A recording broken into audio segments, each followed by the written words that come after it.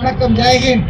இறுதியாக இந்த கண்டன ஆர்ப்பாட்டத்தை அகில இந்திய காங்கிரஸ் கட்சியுடைய மரியாதைக்குரிய செயலாளர், மரியாதைக்குரிய சிடி மையப்ப அவர்கள் கண்டன பேருரை ஆட்சியவதற்கு பின்னால் கண்டன முழக்கங்களை தம்பி ஷெரீப் அவர்கள் இங்கு எழுப்புவார்கள்.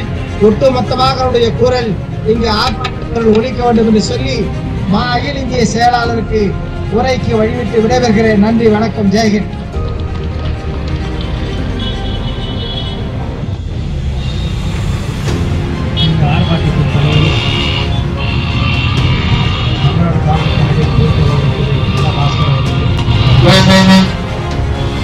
பட்டாபி அவர்கள், ஷெரீப் அவர்கள்,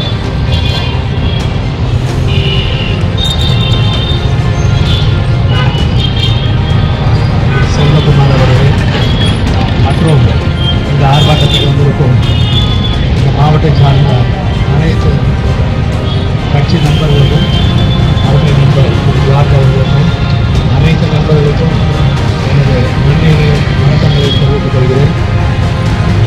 நான் பேச நினைப்பதெல்லாம் திரு பாஸ்கர் அவர்களோ, குருவை பட்டாபி அவர்களோ, ஏஜிபி ஷெரீப் அவர்களோ தெளிவாக இந்த ஆர்ப்பாட்டத்தில் பேசி கருத்துக்களை கூறியிருக்கிறார்கள். ஆகையால் ஓரிரு கருத்துக்களை கூறி நடைபெறலாம் என்று நினைக்கிறேன். இன்றைக்கு பொதுமக்களோ அல்லது இந்திய இளைஞர்களோ இது இன்னும் நமக்கு என்ன வேலை, இது அரசியல் கட்சி அரசியல் செய்கிறார்கள் என்று தயவு கொடுத்து நினைக்காமல் இளைஞர்களும் பொது வாழ்க்கையில் தலையிட்டு, இந்திய அரசியலிலும் தலையிட்டு, இந்தியா எவ்வாறு செல்ல வேண்டும் என்று ஒரு வலிமையான எண்ணத்தோடு அவர்கள் செயல்பட வேண்டும் என்று தாழ்மையுடன் கேட்டுக்கொள்கிறேன்.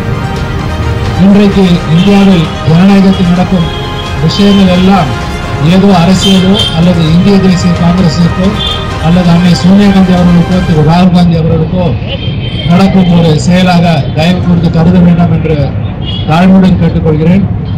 இன்றைக்கு ஜனநாயகமே ஒரு கேள்விக்குறியாக இருக்கிறது, அராஜக ஜனநாயகமாக இருக்கிறது. They call it autocratic democracy. உலகிலேயே ஒரு சிறந்த ஜனநாயக நாடு என்னவென்றால் அது இந்தியா என்று இந்திய மக்களும் உலக மக்களும் நன்கு அறிவார்கள். இன்றைக்கு அந்த ஜனநாயகமே ஒரு கேள்விக்குறியாக மாறி வருகிறது. எதற்கும் பதில் சொல்ல தயாராக இருக்க மாட்டேன்றார் திரு நரேந்திர மோடி அவர்கள். நாடாளுமன்றத்தில் பதிலே சொல்ல மாட்டார்கள், வெளியே போய் பேசுவார். நாடாளுமன்றத்தில் பேச வேண்டியது வெளியே போய் பேசுவார். இதே திரு ராகுல் காந்தி அவர்கள் வெளிநாட்டில் பேசினால் அதை குற்றமாக கருதி அவருக்கு குற்றத்தை ஏற்படுத்தினார்கள்.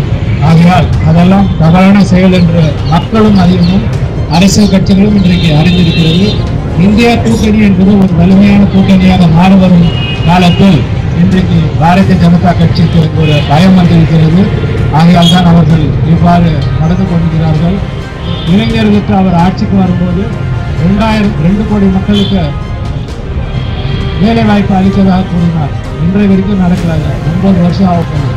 இளைஞர்களுக்கு அந்த சாதகம் இருந்தாலும் அவர்கள் அதை ஏன் தட்டு கேட்க மாட்டார்கள் என்ற ஒரு பெரிய புதிராக இருக்கிறது. அதேபோல் சமீபத்தில் முடிந்த சட்டமன்ற தேர்தலில் கர்நாடக மாநிலத்தில் இந்திய தேசிய காங்கிரஸ் ஆட்சியை கொடுத்தது. அவர்கள் பல்வேறு வாக்குறுதிகளை கொடுத்தார்கள். வந்த உடனே அந்த வாக்குறுதிகள் நிறைவேற்றப்பட்டன. அதே போன்று ராஜஸ்தான் மாநிலத்தில் பிஜேபி ஆட்சி கொண்டிருக்கிறது. 450 ரூபாய் கேஸ் கொடுக்குறேன்னு சொன்னாங்க. ஆனால் இன்னைக்கு பார்த்தீங்கன்னா அதெல்லாம் கிடையாது. அந்த திட்டத்தில் குறிப்பிட்டது.